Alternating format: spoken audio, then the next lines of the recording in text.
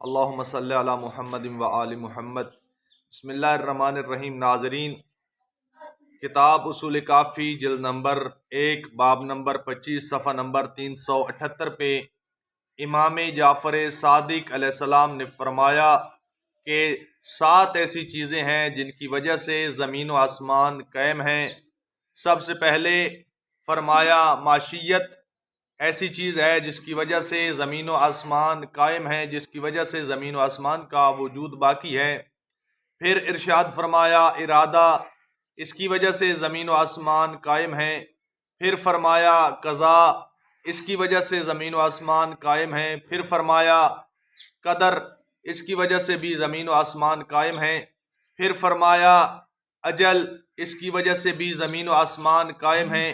پھر فرمایا اذن کی وجہ سے بھی زمین و آسمان قائم ہے۔